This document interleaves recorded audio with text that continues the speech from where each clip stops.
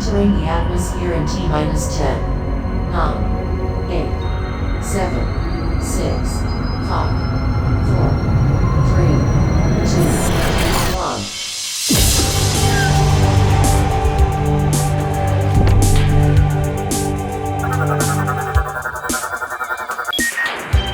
Hello everyone and welcome to the Omega Metroid podcast from OmegaMetroid.com. My name is Andy Spiteri, joined by Doom Crossing. Doom, what's going on, brother? Pretty good. SAC anime winter. Technically still going on today, but I only went during the Saturday. And I got to show this really cool piece that I found from one of the merch booths. It's it's the Super Metroid style Samus, the blue visor. You got Ridley in the background. It's such a sick piece. I told myself that I wasn't going to buy anything this weekend, but I saw that and I had to break my little rule there. So, yeah, we came home some cool art, spent some time with some good friends, and yeah, good weekend all around. Starting 2024 off as a liar, but I would be a liar as well if I had that piece of artwork. For everybody listening on podcast form, by the way, I'm pretty sure you posted this in our Discord, right? Yes, I did. Yeah. So if you wanna check out a more higher resolution version of that, I guess you can see more another picture of that in the Discord as well. Yeah, it does look super slick, so go and check that out. Man, yeah, we got, it feels like it finally is winter, because now it's snowing, now it's cold, and it's the perfect day to sit inside and podcast all day, which is exactly what I've been doing. This is podcast number 2 for me today, and there's really no other way I'd rather spend my my Sunday night. So yeah, I'm excited to get into what we got going on today. We've done this on the Zelda Cast before, where instead of just doing like Q&A, because like you sometimes get like some of the same questions, like which game would you want to see remade, which this, which that. We like to focus on game specific Q&A, so we started doing that with like obscure games like the Minish Cap or Triforce Heroes, and then we kind of branched off to like Ocarina of Time. So I thought I'd steal that gimmick today for Omega Metroid, and we got a lot of great questions about Metroid Fusion, which I'm really stoked to talk about. But before we get there, we got to do some plugging, because we have got something cooking, percolating right now, and it's going to be ready next Sunday on January the 14th. 10 a.m. Pacific Time, 11 Spiteri Time, noon Central Time, and 1 p.m. Eastern Time. Twitch.tv/The Zelda Cast. It's the third and final Zelda Cast versus Omega Metroid Trivia Extravaganza. So you, Mr. Doom Crossing, are teaming up with Mr. Dakota Baggage Lasky to take on Allison and Jules, representing Team Zelda Cast this year, in a little bit of a twist on what we've done in years past. We've got Jeopardy going on this year. I have made 2 boards, one for those guys, one for Zelda Cast crew, and we're gonna have a lot of good fun. Before I give a rundown of the rules, any thoughts, any words that you want your competition to know, anything that we need to know? I think it's funny the word choices that you used on both of our announcements. On the Zelda Cast, you're like, yo, join the collab, everybody. It's going to be so much fun. Be there. And then for the Metroid Cast, it's like, hey, everyone, tune into the Metroid. These guys are going to need it. And it's like, okay, well, I think we know which side one of our judges is playing here. Which, I mean, I shouldn't be surprised, you know. Unbelievable. More of the same. More of the same. But, you know, hey, you know what? It's okay. It's okay because, you know, as a Metroid fan, we're used to being the underdogs, you know? We're used to being on the underdogs. We're used to climbing up the ropes, and so, you know. Well, let me tell you something, Doom. I'm not here to... You can be mad at me. You can be mad at the Zelda Cast. You can be mad at your god. None of that's gonna save you from Jeopardy, because these questions are brutal, dude. I was putting these together. I didn't know like hardly any of them. And they're questions that I made up. Most of them. I did dip a little bit here and there, but like, it's brutal, so you better study up, man, because it's coming. And they're brutal on the Zelda side, too, I will say that. I, of course, am going to be the master of ceremonies, the fair and impartial moderator, navigator, and I'm going to be calling it right down the middle, but I do have final say over everything, and I have a few tricks up my sleeve. And I'll give you a little bit of a hint, because no one can say that I don't love both my babies equally. So I told Allison earlier what her categories are. I'm going to do the same for you, and I'll give you a hint. I'll give you the same hint I gave her. One category requires podcast knowledge, not like knowledge of the subject, but like knowledge of the actual podcast itself, and that's on the virtual theater side. Okay, so your categories, my friend, on your Jeopardy board are as follows: Metroid in the real world, 2D Metroid, Metroid Prime, Zelda trivia, and virtual theater pack 2.0. Sounds easy enough, right? Well, we'll see about that. So it's gonna be really fun. We've got like a really cool setup. I tested it yesterday. Hopefully it works. Where each team has a board, and basically what's gonna happen. Like I said, these questions are brutal. So you get one chance to answer. The other team gets a chance to steal. You'll get a second chance to answer, and then they'll get their last chance to steal points. So hopefully between the 4 people, somebody comes up with some of these answers, or else I'm just gonna award myself points. And I don't know. Maybe I'll end up the winner. I'm curious what Metroid in the real world is like. That's. Let me explain. Yeah, let me explain that. Again, just to give like a impartial view of how this is gonna work. That category is like things that happen in real life, like what year was this done, or what, that kind of thing, right? Like where 2D Metroid and Metroid Prime trivia are typically questions about like not even then though, not always, actually, not always. I shouldn't lie to you. There's a whole plethora of different trivia questions, and I think that you're gonna need to bring your A+ game, because this is gonna be like Dread mode, okay? Okay. Well, I've beaten Dread mode, so hey, what's one more playthrough, right? Oh, yeah, those sound like fighting words. I like it. Doom is ready for next week. Dak will return next week for Jeopardy, and of course, Allison and Jules are both ready for battle as well. I will say this: you might even have a slight edge, because I was talking to Al earlier today, and she was like, "Well, Jules works for Omega, so she's got a little bit more Metroid knowledge." And I was like, "Well, Al, she's played the exact same amount of games that you have, and in fact, it's the same game that you've played. So you better study up, friend. You better study up." So it's going to be a great battle. It's going to be streamed live on Twitch, twitch.tv/the Zelda Cast. It's gonna be a great time. I'm super stoked. You know what? As long as there's no BS fan game questions this time, I'm fine with that. Whatever difficulty you select, I'm fine with that. You know what? I don't think there is. Then you know what? I say bring it on. I'm down for that. I'll tell you this. Without spoiling anything, there is a question that's kind of related to AM2R. But okay. I'll just say that. So I don't know.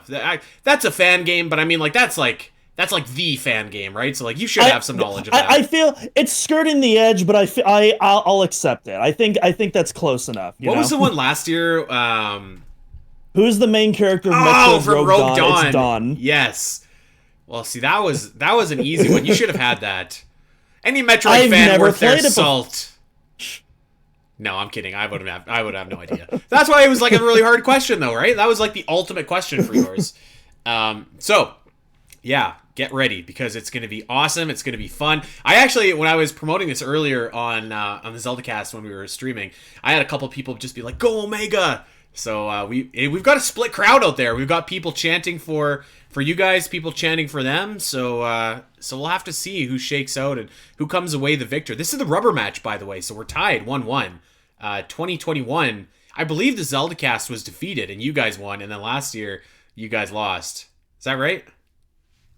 Lost in quotation marks, but sure, we can go with that.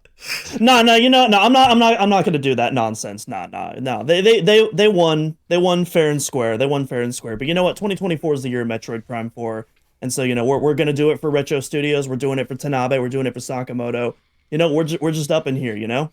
Well, I'm pumped. I'm like legit, like super excited, and I hope that everybody checks it out. Now, excuse me. If you can, obviously the best way to watch this is going to be live on twitch.tv/the Zelda Cast. We're going to upload the whole thing, as we do every week, of course, on our YouTube page. So check that out. I mean, 99.9% of people listen to us on podcast form. So you're still going to have a great time if you're listening to it on podcast form. But this is one where you might want to actually check out the video, because it's going to be a lot of fun. So cheap plug for our YouTube channel, which Doom has been doing a lot of great work on lately, honestly. So it's a really great experience. So go and Thank check. you, Andy. Hey, you're welcome. That's the only nice thing I'm going to say for you until after next week's over. So there we go. That's fair. Fair game.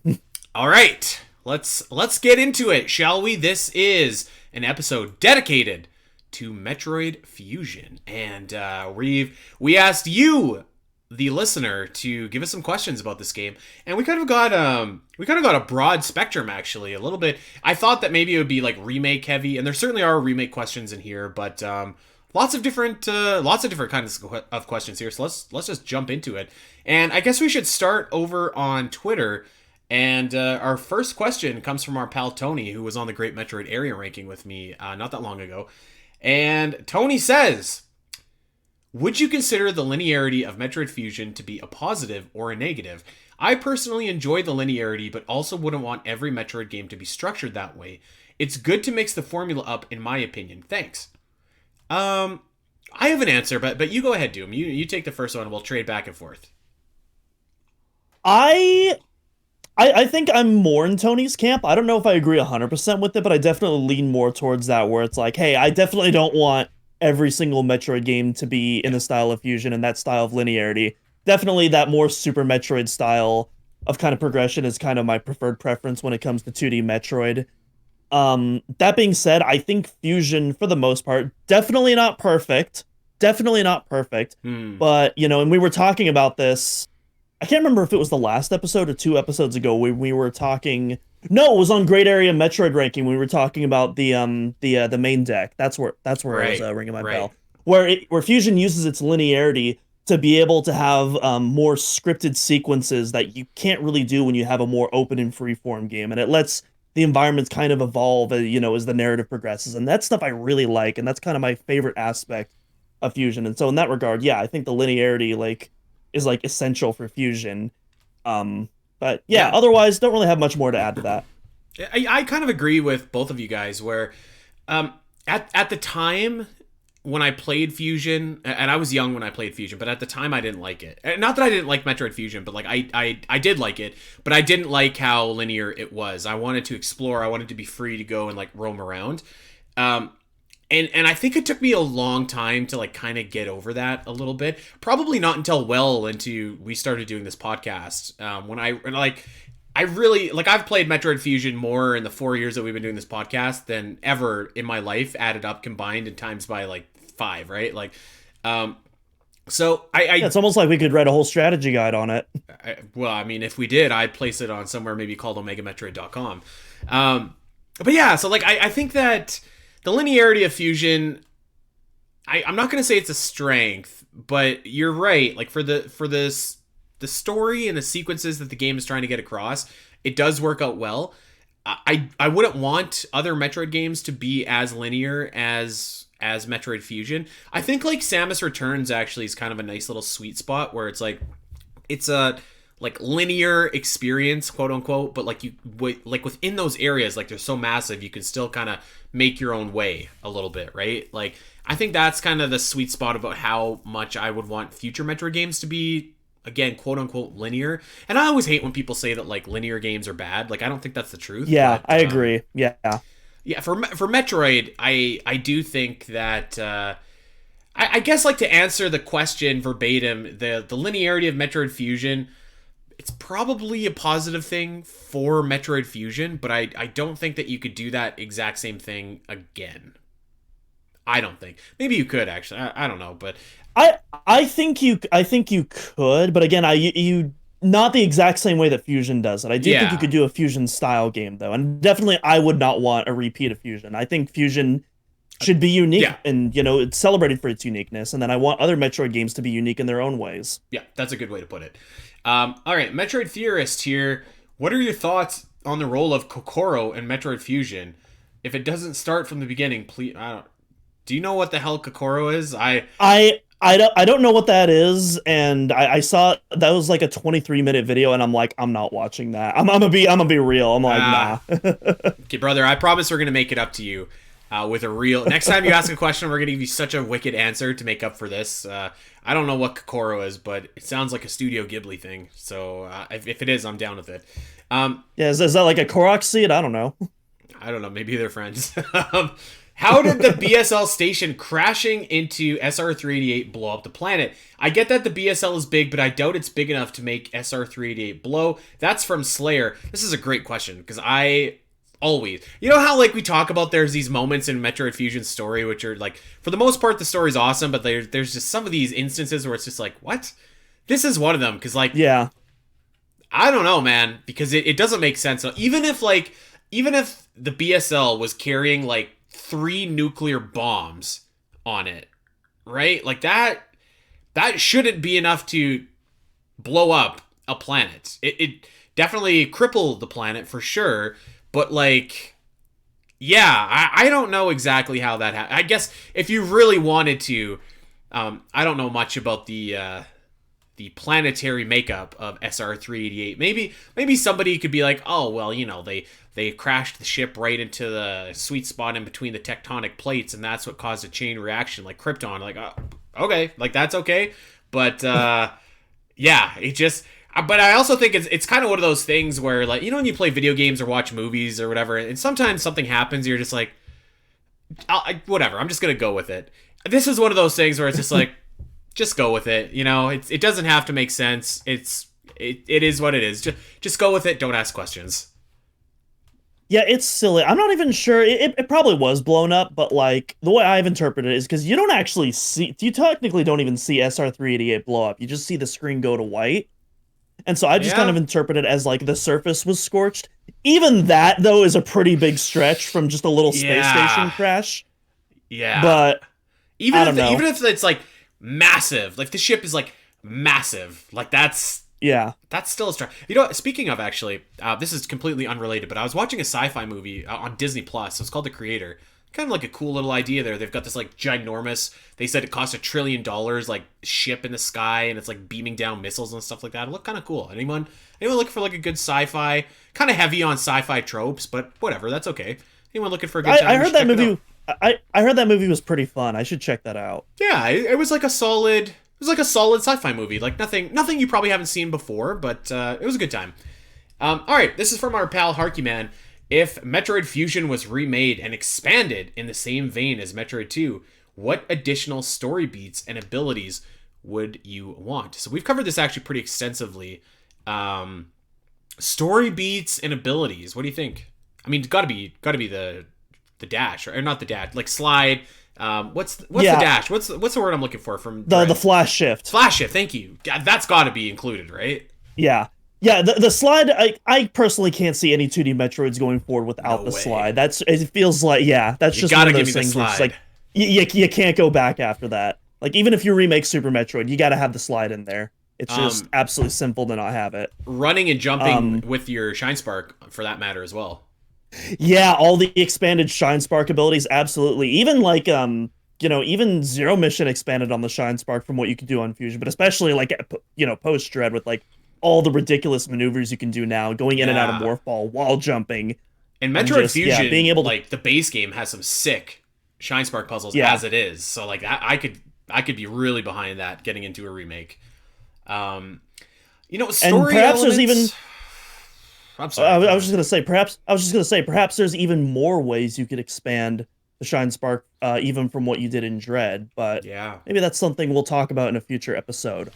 I don't know if you can see that through my glasses. You're hidden behind your specs there, bud. Story elements. I don't know necessarily that the game, if it was to be remade, needs like a bunch of different story elements. You could, I guess, give more personality to like the BSL itself, and like talk about maybe like the ship, maybe you could have logs, maybe some of the crew, etc., etc. I don't think you need that.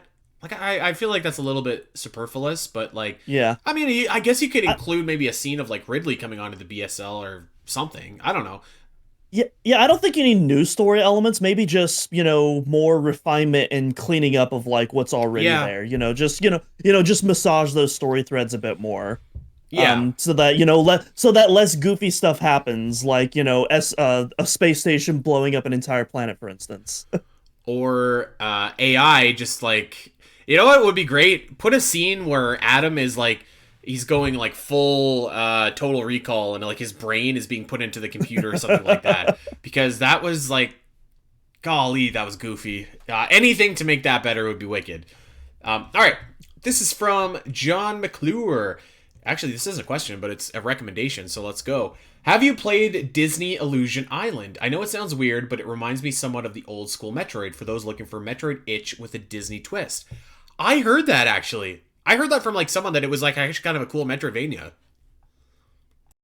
I have never heard of this game before. That is very interesting, though. Yeah, I don't know. I can't say that I'd probably go out of my way to play it, because I'm not like the most ginormous Disney guy, but I don't know, if it was like on sale for a couple bucks and I had a gap in between what I had going on, I think I'd be down for that. And especially for like parents looking to get their kid, you're looking to indoctrinate your kids into a Metroidvania at a young age, build them up to Super Metroid eventually. You could probably do a lot worse than Disney Illusion Island.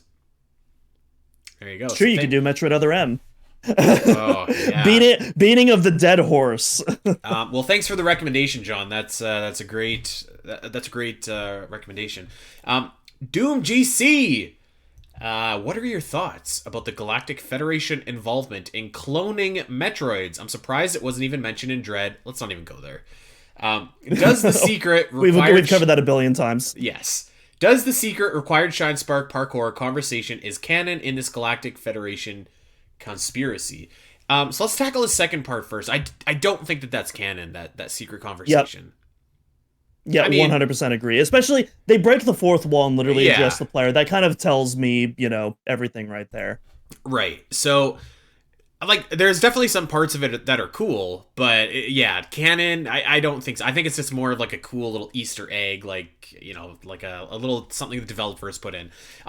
The first part of it, I loved the idea of the Galactic Federation cloning Metroids. I love that. I still love it, actually. It's just like so nefarious and so like, it's just like something like a big ginormous corporation would do. You know what I mean? Like if we had Metroids in the real world, you couldn't tell me that Amazon would be working on something right now as we speak in order to like replace humans with Metroids to deliver. I don't know. You know what I mean? It's just like, it's such a skeezy, evil thing to do that like, I love it. I think it really fits, actually. I've said it before, and I love the interpretation of the Galactic Federation being like the OCP of the Metroid universe, which very relevant, considering my recent Game of the Year, RoboCop Rogue City.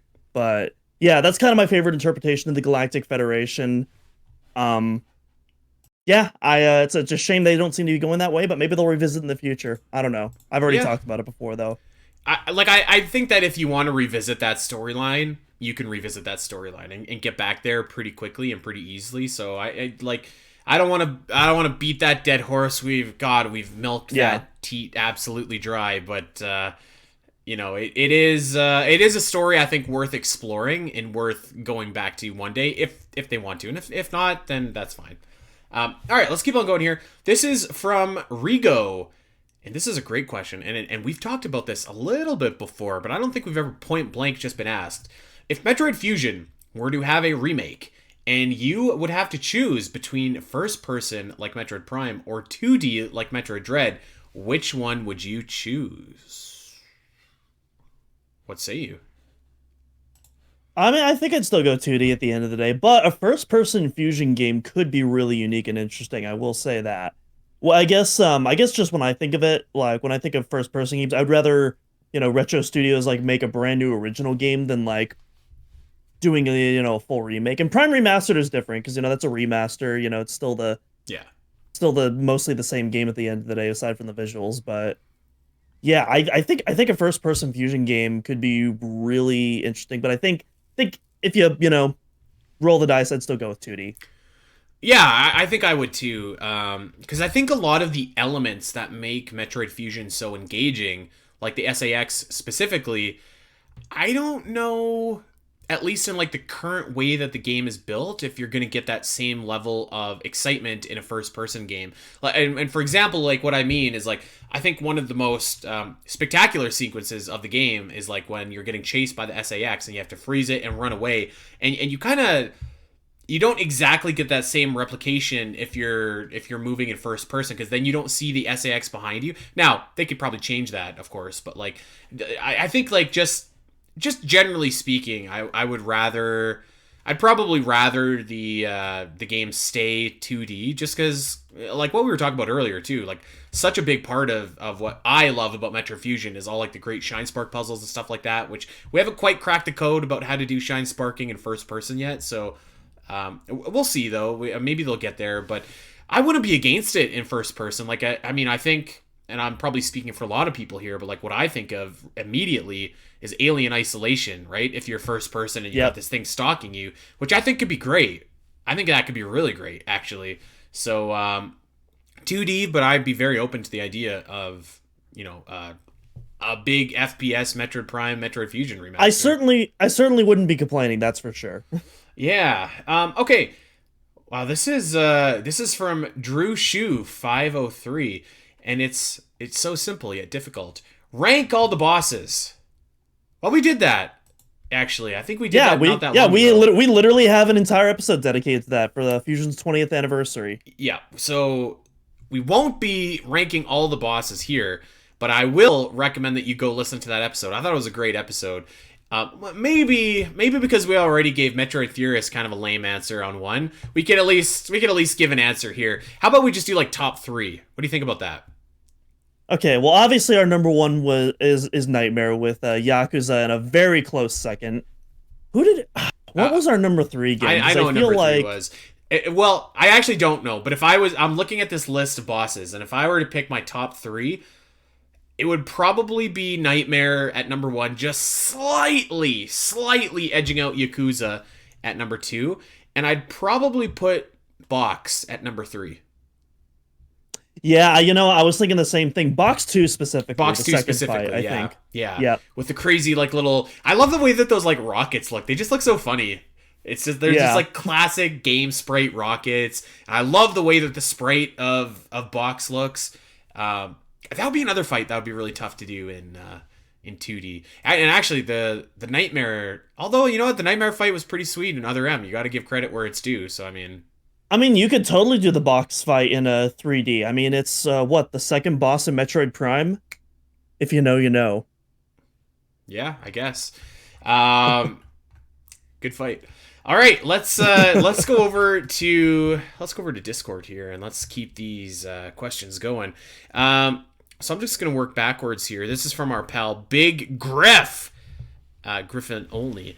If you could add one Metroid boss from a previous game, it can be from a 2D game or a Prime game, to Metroid Fusion as an X-Parasite, what would it be, and what ability would Samus get for defeating it? Good question. Bring back Experiment. That's like one of the best boss fights ever. Give me a round 2 on that guy. That seems like you would be primed to get like a really cool beam, because he has like that like gross beam that he shoots out. I think that would be like super sick. I was actually trying to think of something from Metroid Prime, because I feel like there's so many obvious candidates from like 2D Metroid. So the thing with Prime 3 is I think most of the best boss battles in that game are hunters. So that one is probably out, right? Like I don't think that we need to bring back like any of the other bosses from that game. And I'm kind of, because I'm thinking of Metroid Prime, and it's like, okay, well, like we have Ridley, we have Metroid Prime itself, we have the Omega Pirate, but I feel like all of those are like kind of cool bosses in their own right. So like I'm kind of eyeing something potentially from Echoes, as I think might be a really cool boss. And I don't know, maybe, but like even Echoes, like all those bosses are so like like the Jump Guardian, you get the jump boots, like you get very specific.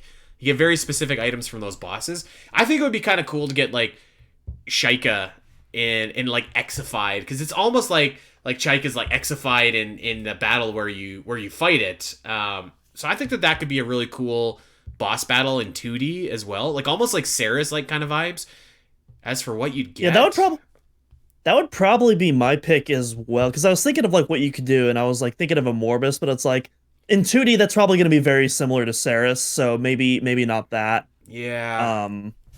I don't know. I feel like Maybe I mean it depends on your game, right? But like seems like it would be kind of cool if like you could get some like kind of poison immunity or some kind of suit that would give you immunity to poison or something. I don't know. That'd be cool. That'd be really wicked to see. Let's move on here. Dreaded for myself and many others.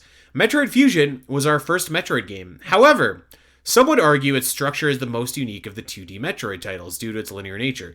What do you think of Metroid Fusion as a first impression of the Metroid series? And if a remake were to happen, what would need to change in order to make it an even better first impression for those looking to get into the series? So we kind of touched on the first half of that question. Like I said, my first impression was I didn't actually like it that much. And I like when I say I didn't like it that much, what I really mean is like I wasn't absolutely in love with it. Like I was in love with Super Metroid, like I was in love with Metroid Prime. I thought that Fusion was just like pretty good. Like maybe even really good. But I did notice like even when I was like young playing this game, I was in grade 10 when this game came out. Even then, I was like, God, I wish I could just like go and do my thing. I wish I could go and do my thing.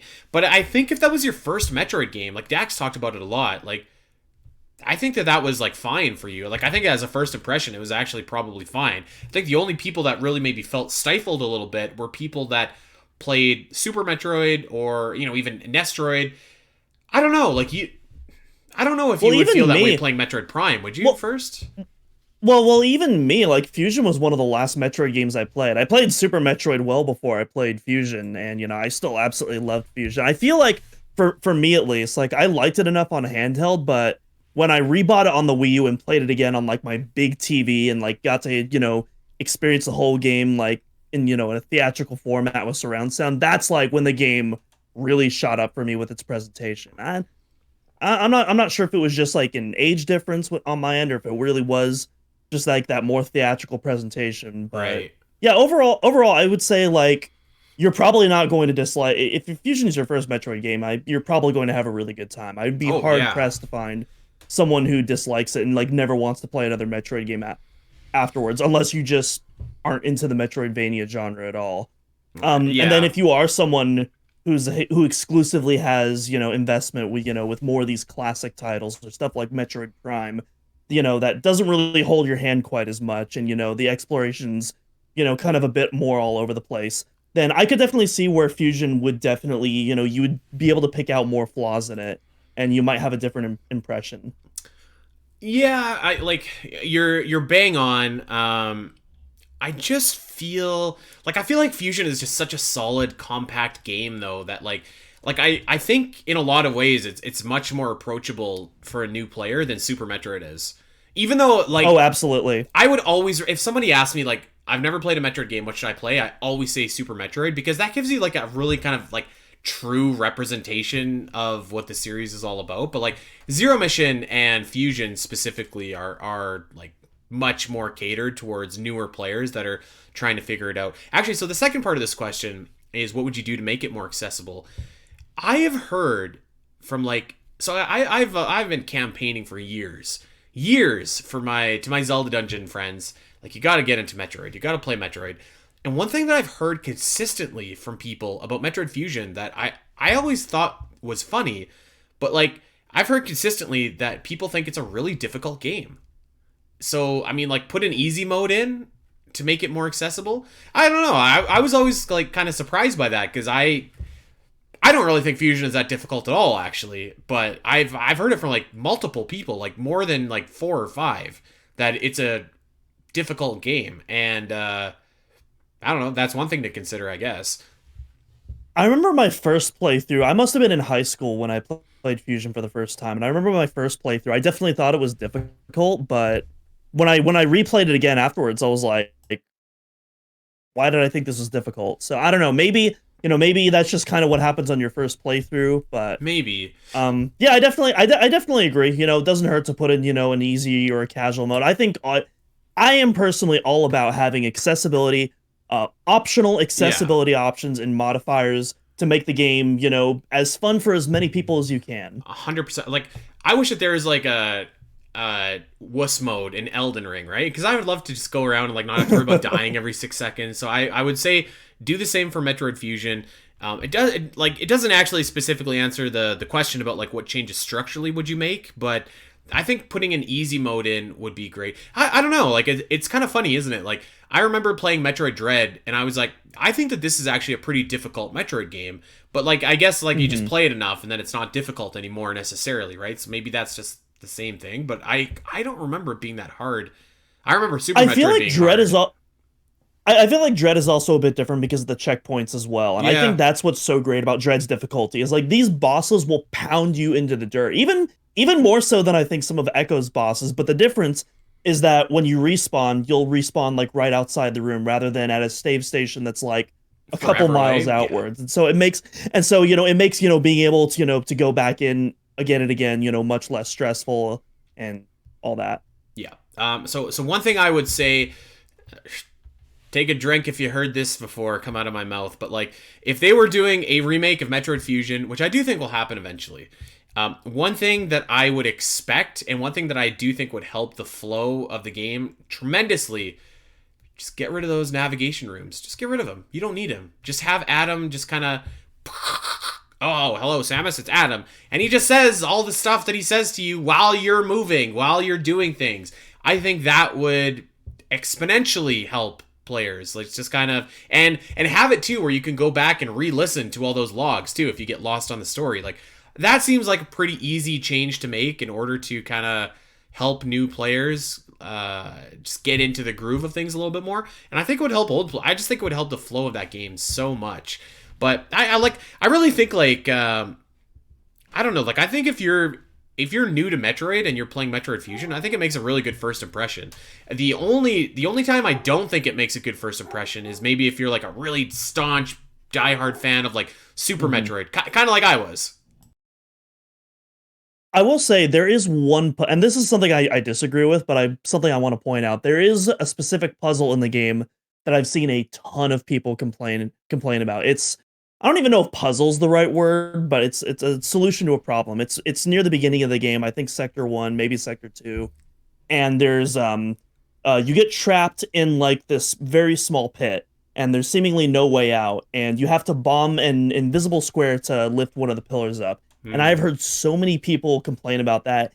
And personally, I don't get it, the complaint of that, because yeah, if you were in a wide open environment where you could go anywhere you wanted to go, yeah, I could see how like finding that needle in a haystack is kind of BS. But like you were in a very small enclosure, you only have like maybe 10 squares at the absolute most, and at that point, all you can do is bomb the floor. That's like the game is like teaching you, hey, bomb the whole surface at that point, and you have such a small area. And even if you don't know the answer to that solution, like if you do that, you're going to find the solution naturally. And so personally, I disagree with that criticism, but it is something I've seen come up a lot, and so I think it's something that should be pointed out. Yeah, yes and no. Like it's tough, right? Because you and I speak the Metroid language. Like we've played so many Metroid games that we take that for granted a little bit. That being said, I would like fully expect a remake to have like the scan pulse like right away. Basically, yeah, I could even just see like Adam being your scan pulse and say like, okay, Adam, what's going on here? Give me a report, and having that like block glow. So I agree. I don't think that would be really an issue moving forward. Okay, this is a great question. This is also from Big Griff. I love this question. The Varia Suit colors in Metroid Fusion are quite divisive, he says, in the Metroid community. If you could change the color scheme of the Fusion Varia Suit, what would you change it to? Great question, Big Griff. Great question. I would change all the other suits to Fusion Varia. That's all you get in the Fusion remake, baby. All Fusion Varia from start to finish. You know, I don't understand like the people that are just like so staunchly just like, oh yeah, the Fusion Varia Suit is awesome. This thing looks like ass. Everybody knows it. You know it. We all know it. We could say like I love it because it looks so ugly, and that's great, but like I mean this thing is horrible. Like it truly is maybe the worst suit in Metroid, and I guess I respect the people that love it despite that, but like if we're being honest with ourselves, we can all admit that it looks terrible, right? Hey, listen, don't hate me for appreciating fine art, all right? Well, when there's fine art and you appreciate it, let me know, but Yeah, this thing is horrible. This thing is absolutely horrible. I actually forget what color is the Metroid Fusion gravity suit. I can't remember. It's like purple and blue. That's what I thought. Okay, so I'm doing some quick research here because one of my things about Metroid Fusion in the suits is I don't actually think any of the suits look good except for the base suit, and I think it's because they're missing the shoulder pads. I think could be why. I would actually basically. Oh God, I just googled the Fusion suit. This thing is just awful. So I don't think that the Omega suit looks that good, and I don't think that the Varia suit looks that good. But the Gravity suit actually does look kind of cool. I would probably actually flip the colors on the Gravity suit, and I'll get to where I'm going here because this torso color is the same color as the Power suit, like shoulders, right? So I would keep that blue that's on Samus's shoulders in the Fusion suit for every suit, like everything, like the Varia suit, the Gravity suit, Omega suit, and I would just like have the torso color change. So for Varia, You know what I think I would do? I would have it so that none of the suits are palette swaps. Kind of like in Metroid Dread, you get a new suit, you get a very slight upgrade on, the actual design, not just, the colors and whatnot. And then by the time you get the Omega suit, it's the Varia suit from Metroid Dread. No. I think that makes sense. It's the Power suit from Metroid Dread because it's still blue and red helmet, but now it's white. The torso is white. That would be the bomb. That would be so sick. And they just kept that like really slick looking teal throughout the entire game. I don't know. Like I think that honestly, I think that you could put the teal on the Varia suit and that would look fine. And you could, like I said, just swap the teal and the purple on the Gravity suit, and that would look fine. And then for the Omega suit, you have teal and white, and that leads you right into Dread. That would look wicked. This lime green, though, Doom, when I bought my house, my basement was painted lime green. Like legit lime green. Which, okay, like that can work, except, I don't know if you can see it in the background here, but I've got cork on the ground. It's brown, right? So, like, that is also okay on its own, but the two of them together, oh, it was a tough look. It was really tough, and we knew that we had to eliminate one of them. And that's what I think when I look at this Fusion Varia suit, because like, if you had a different color, the green wouldn't be so awful if it wasn't like this bright pink, and vice versa. But together, it's just like this dreadful concoction that I think if it was teal and pink, you'd be fine. You know what? I'm thinking give it Monster Energy colors, lime green and black. Give it the Monster Energy MLG gaming look. That's what I say. I'm not gonna lie, That's that not would look gonna awesome. happen. That would look like It really would. slick. Black's kind of a cheat code though. Like any black suit looks like really cool. Oh yeah. But yeah, that's As a fellow edgy early 2000s boy, yeah, absolutely. Like black is the secret to the rule of cool. honestly like imagine if the standard suit instead of yellow was black, blue, and red. Like that would look freaking awesome. Right? Yeah. Hey, maybe that would Metroid look Prime cool. 4 will tap into it. Maybe Metroid Prime what, did. What? Yeah, exactly. I was about to say, like, why does everyone love the Phazon suit? Like, Yeah, it's black. Looks slick. Looks sleek. And you got the red visor too. Yeah, that's what I would do. I would just keep that teal throughout the whole thing, throughout the whole game, because I think like the fusion suit is so iconic. Like why? Like you don't have it that much during the game before it's like this like gross throw up color, and then the gravity suit is pretty cool, but then you get that like super late into the game. So that's what I would do. But I'm no artist, so let me know what you think about that. All right, let's move on. We have got another question from. Actually, no. Let me rephrase that. We got our first question from Syriakis. I always struggle saying that name. I'm sorry, Syriakis.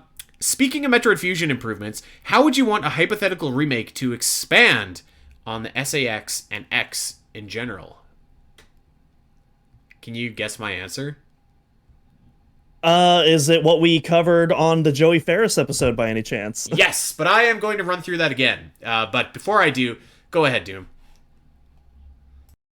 So you want, I actually can't fully remember what it was, but I think you said you wanted something of a hybrid between like the, okay, I'll just go for it right now if you want. Okay, go for it. So I think that the Emmy concept in Metroid Dread was awesome, but there is a lot of room to expand and improve upon that concept.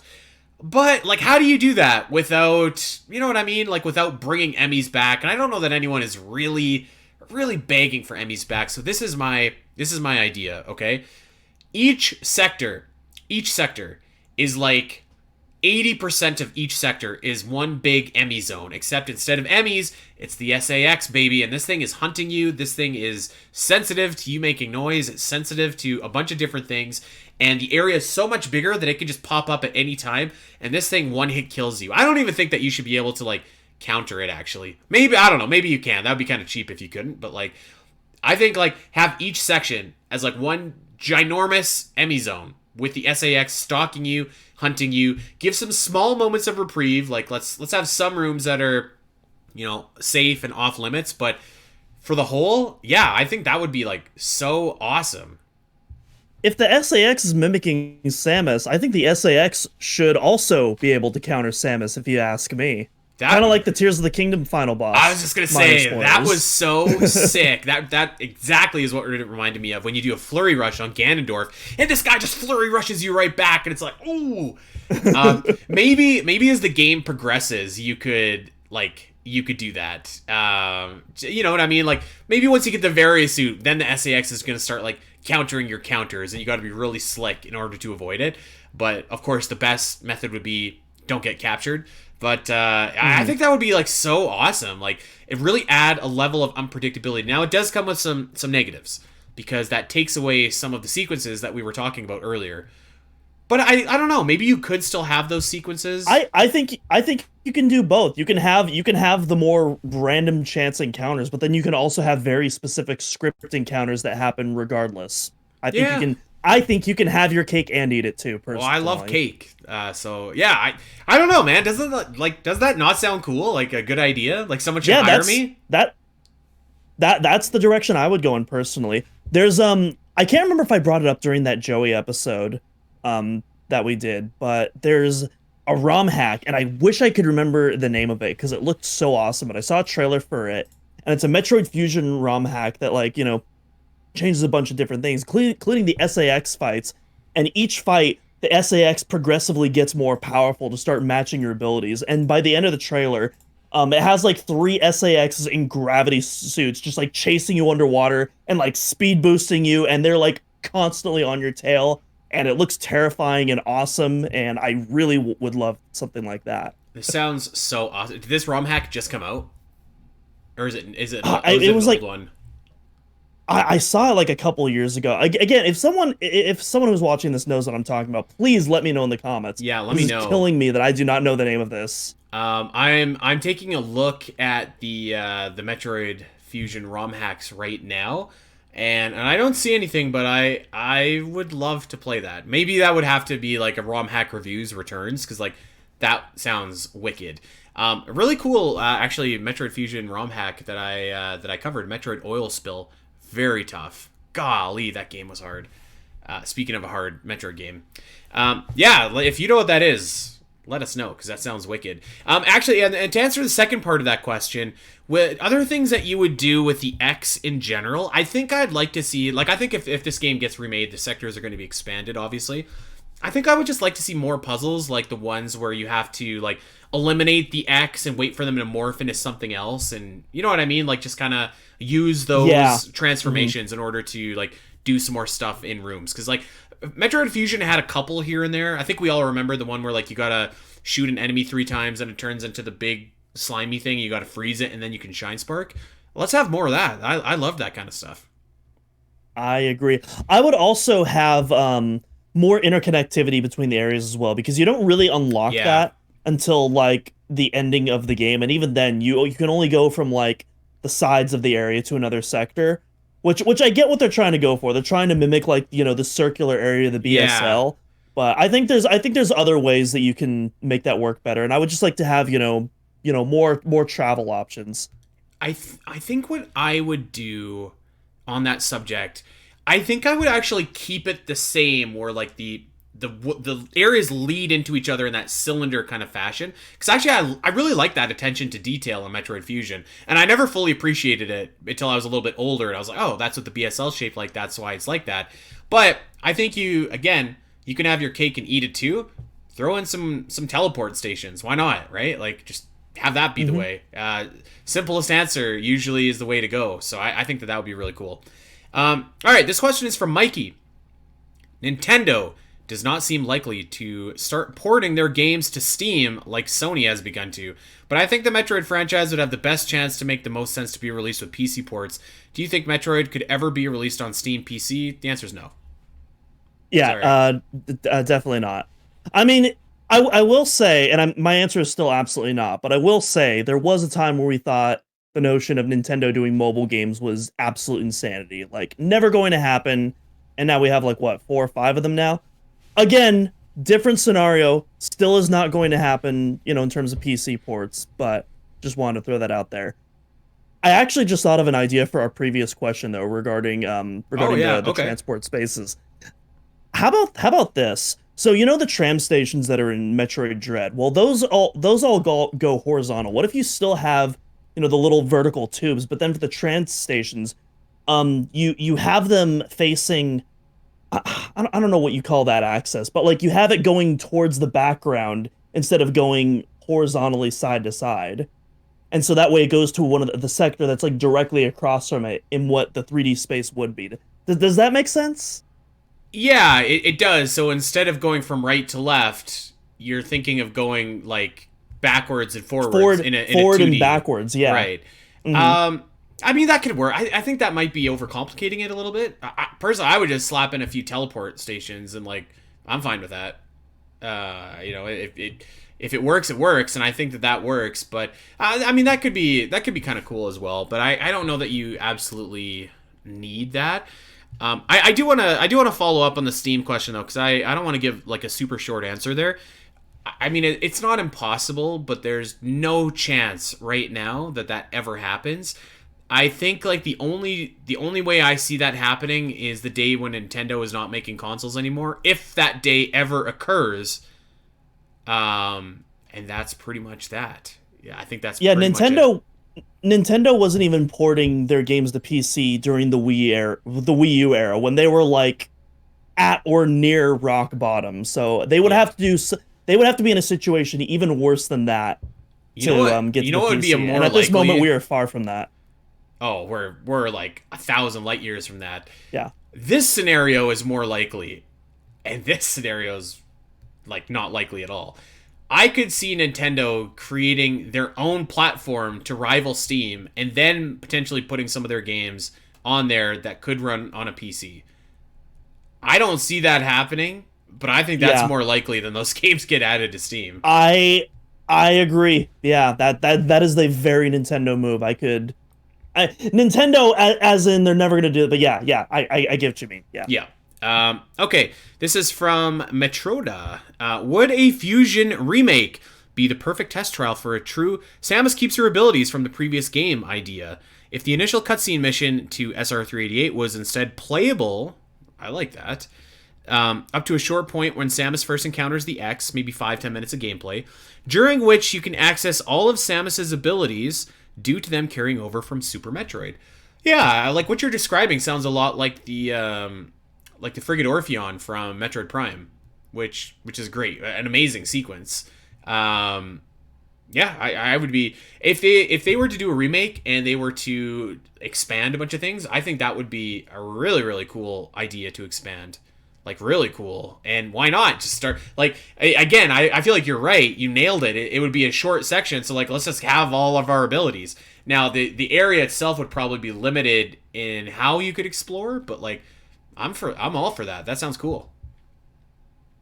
Yeah, I'm kind of mixed on this, and I'll get into it. So the actual scenario itself, really cool. Like, I'm all for, like, expanding that SR388 sequence, making it playable, giving Samus her full kit, and then taking all that away, similar to Frigate Orpheon. I agree with that. I'm not sure if I agree with the framing of the question, though, because when most people talk about, a test trial for, Metroid not losing your abilities, I think we mean that, being active throughout the game. Start the game. Like, hey, all that... Exactly all the abilities you got in the last game, you start them in the new game, and you never lose them at any point. You just gain new ones from there on out. I think that's what people means, and that doesn't really address this scenario. Doesn't really address this. Great scenario though. I'm totally on board for it. But I feel like these are two very different things. Yeah, you know what? You're right. Actually, you nailed it. I love this scenario. I'd love to see that.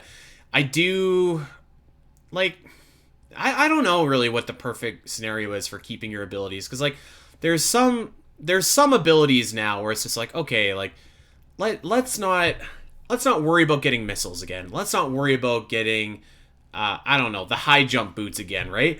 But like to be fair, Metroid Dread actually told us that, like, you know, you can actually not have the morph ball for a really long time, and it's fun. It adds to the game. So like maybe and that not game having you also all yeah. That game also starts you off with missiles. Yeah, so like I think missiles is definitely one that, like, okay, let's just start our game with missiles. I get what Dak has always kind of said, where he wants to start the game fully powered. There's some abilities that you should absolutely have at the beginning of the game, but I do think that if you start the game with like all your powers, it just kind of takes away a little bit, at least to me, because then it's just like, well, if you're starting with all these abilities, then that means that these abilities aren't really like, they're not going to take you to the end of the game, right? Like which means that they're not really like that useful when you start, which means you have to collect something else. So you're really just disguising the fact that you still have to collect abilities. So I don't know if that makes sense, but that's kind of my thoughts on it. I think the formula I think is always going to be like, you're going to have to get a sequence of upgrades to get to the final boss. And like when we say start the game with all abilities, like you're still going to have to get those upgrades no matter what. So it's kind of like, like if we start with this, that means we have to get that. Whereas if we start with that means we have to get this. So it's like, it's kind of like whatever. I will say, and so I played Star Wars Jedi Survivor this year. Very very disappointing. I'm not going to go into that whole thing, but I think they did a really clever way of like slowly reintroducing you to the abilities that you got in the previous game, and they do it all in the tutorial sequence, so that you technically don't start off with everything. But like as you progress through, you'll get into a situation where you have to use the ability, and then it's just a part of your kit from that point forward. But and like in universe, you just didn't use it because you didn't need to that point, I guess.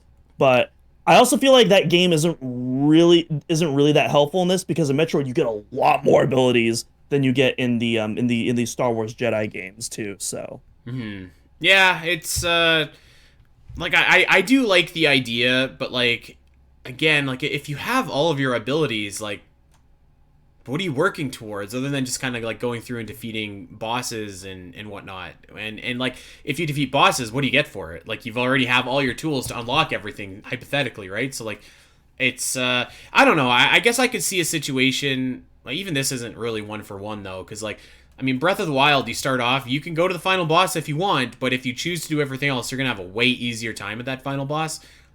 Maybe they could replicate something similar, but is it even a Metroidvania at that point? I'm not sure. Yeah, it's a really tough question. I feel like maybe it's something we start to explore after Prime 4, but I think before then, that isn't really anything that I would put on the table.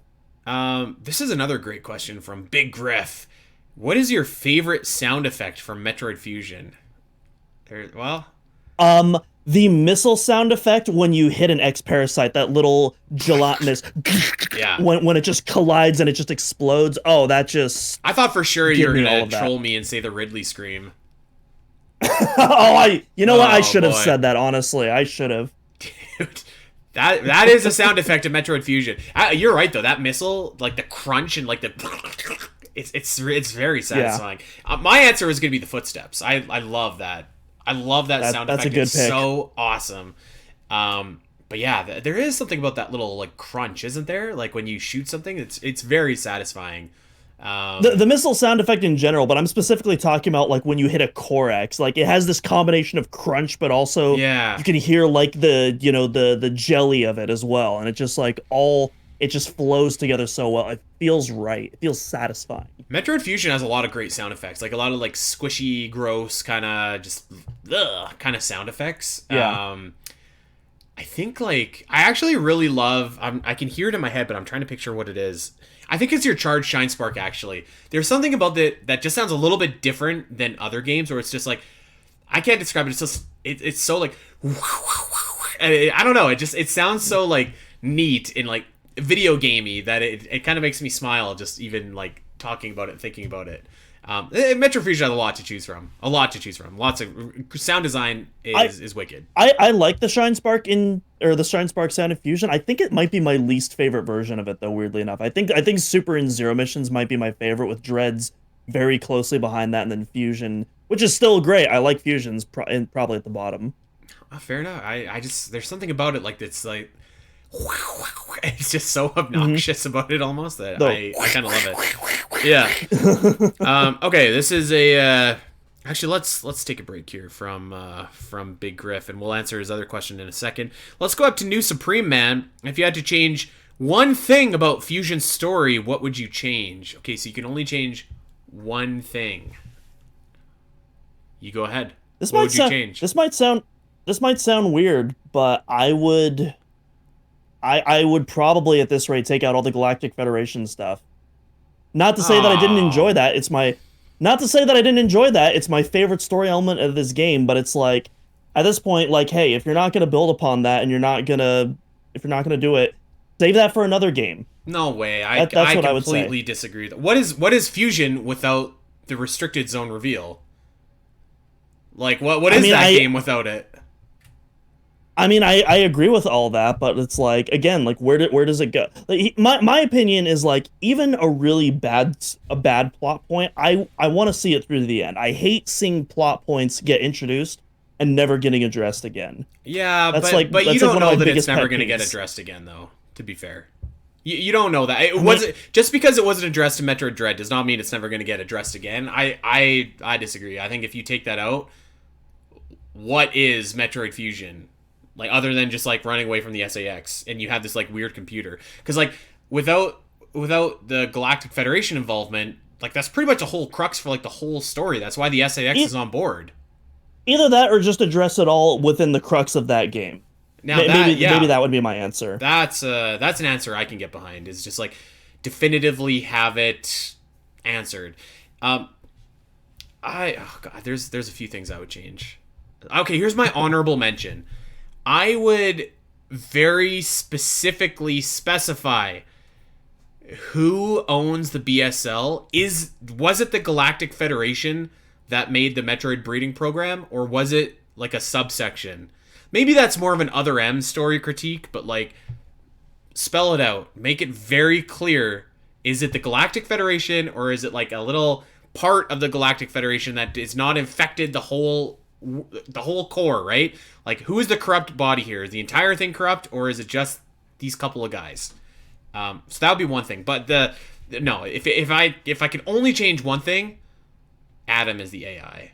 Like, you gotta give me something better than like, oh yeah, I forgot that we uploaded the minds of great military leaders to become AIs. And somebody thought that it'd be a great idea for my former commanding officer to be my AI on this mission.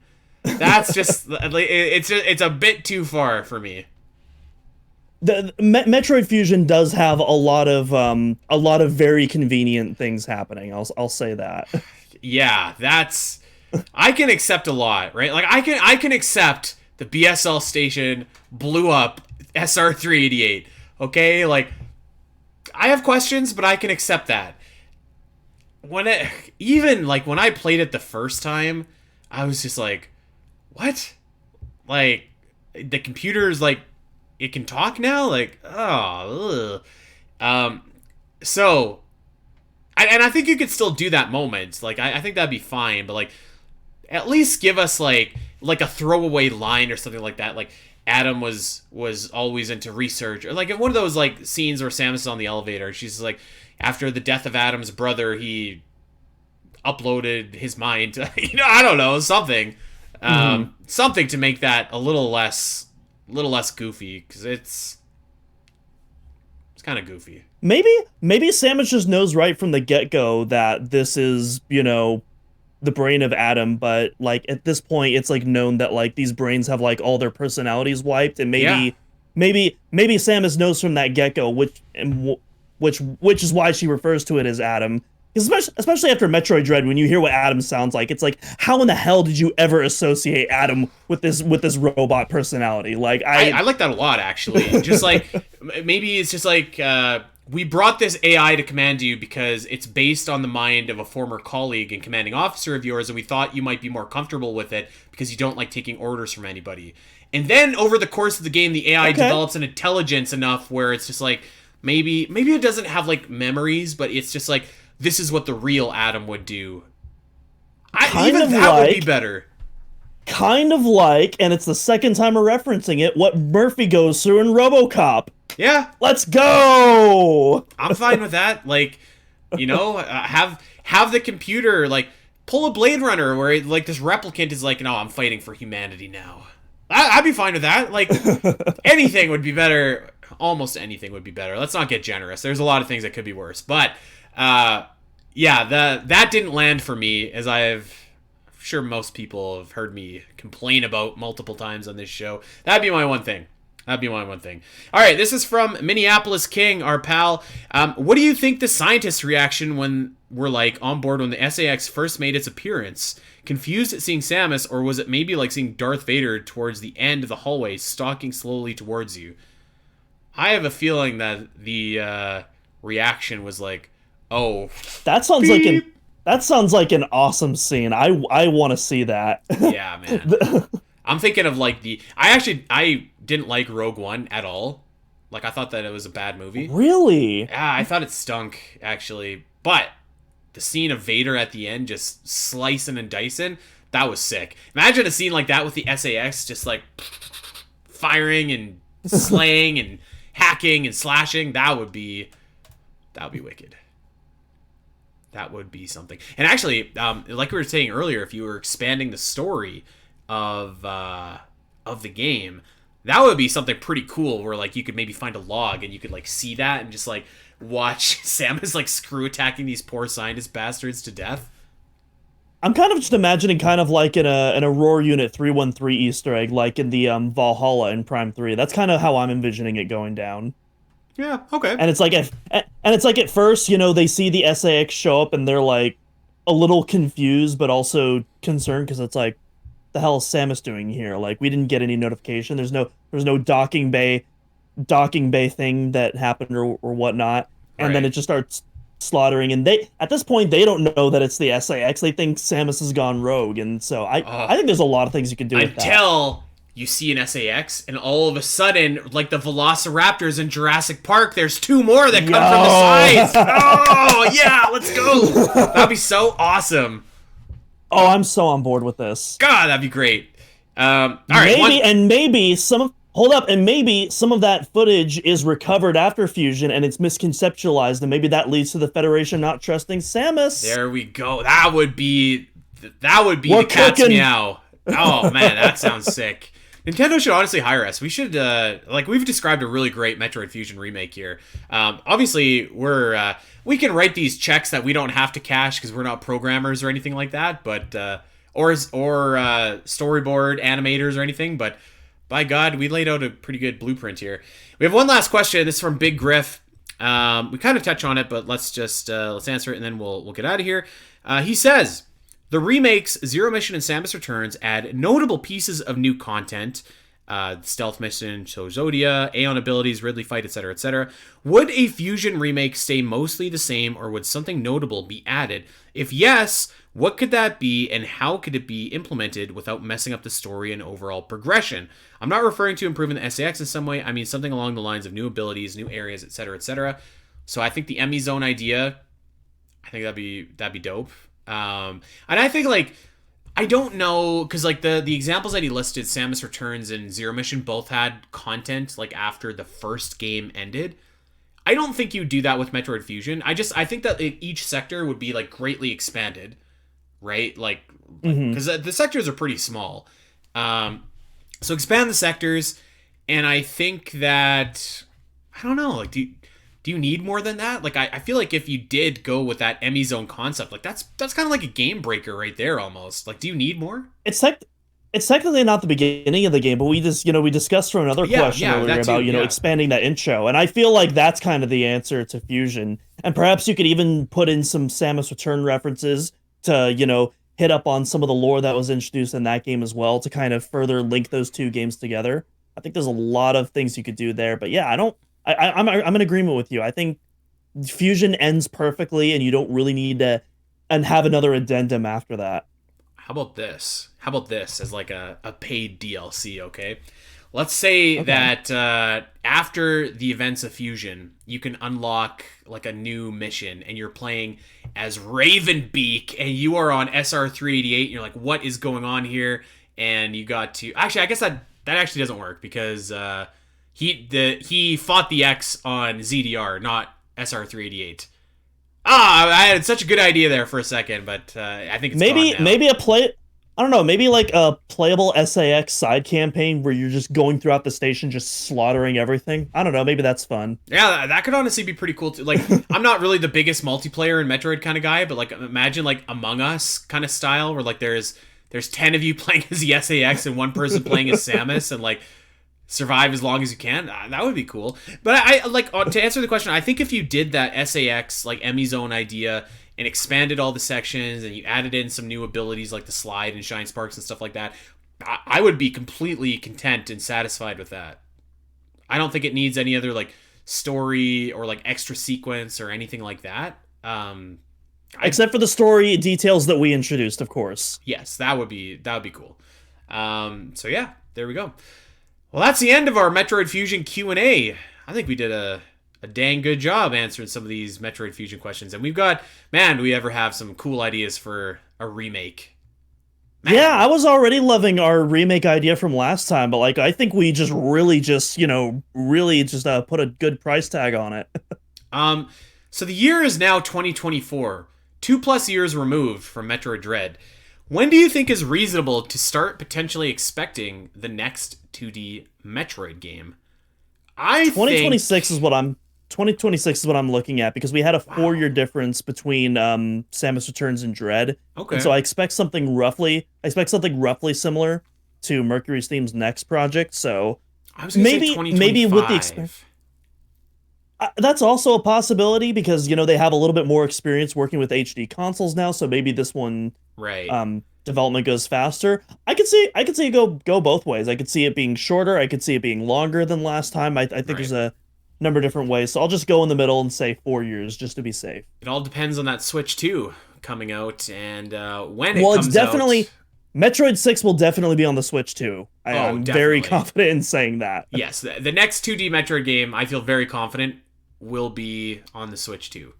I could see a world, maybe like a small Samus percentages where they were just like, all right, let's remake Metroid Fusion and let's just stick it on the Switch because there's nothing going on for this console for like the last 8 months of it being alive. Maybe, but even that, I don't know about that, man. So here's the thing. Switch 2 gets the exclusive, not cross-gen, the exclusive Metroid Fusion remake, but then the Switch gets Samus Returns HD, baby. That'd be wicked. Actually, I wish. I would love that. I wish. Well, I made that post in our Discord 3 years ago, and I said come back in 3 years if this has not happened. So I've got like 3 months left for Samus Returns to get to the Switch. So fingers crossed. Thank you so much to everybody that asked us a Metroid Fusion question. I had a great time. We're gonna bring this back. We're gonna do more games. So lots of fun stuff to come in the future. But of course, the big ticket for next week. You don't want to miss this. Omega, Zelda Cast, Trivia, Jeopardy, one final time. It is going to be awesome. Come and hang out with us on the 14th of January, 10 a.m. Pacific time, twitch.tv/the Zelda Cast. It is going to be super, super fun. If you can't hang out with us live, don't worry. We'll have the whole episode up on YouTube after, and we will, of course, have it in podcast form as well. So I'm really looking forward to that. I hope that everyone can come and hang out with us. It's going to be a blast. I also want to plug something as well. So the day after we record our big Zelda Cast Showdown Brawl Trivia Night, Awesome Games Done Quick is going to be live the following week, and there's a few Metroid events that are happening. We got a Metroid Dread race, we got a Super Metroid tool assisted run, and we got a 100% Prime 2 run. And we don't do a lot of social events in the Discord, and so I was thinking, assuming that we're off work and we actually have free time, I was thinking that in the Discord during these events, maybe we could just have a little live watch party and watch some good live Metroid content. So hopefully we'll have some more details by the start of next week. But yeah, I wanted to give y'all lovely podcast listeners a heads up on that. Yeah, absolutely. That's good. It's gonna be great. It's gonna be an awesome time. Come hang out with us and see some awesome games done quick. All right, well, we are going to get out of here.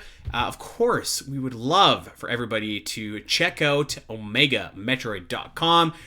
You need Metroid stuff. You got Metroid stuff there, by God. Maps, guides, strategies, news, thoughts, everything is over on OmegaMetroid.com. Check it out. Check out our YouTube page as well. Like I was saying at the top of the show, Doom's been doing some really great stuff over there, and there is, if you ever want to watch these episodes with video and see our smiling faces, we're over there, so come and check us out. And of course, wherever you are on social, we are at Omega Metroid Pod. I am at Spateri316, and Doom is at Doominal Cross. Like, subscribe, rate, review, recommend, all that fun stuff. You got a Metroid fan in your life, tell them about the Omega Metroid podcast. We're doing this weekly. We're the only people doing a Metroid show weekly, so give us some love. Tell us, recommend us to that Metroid fan in your life.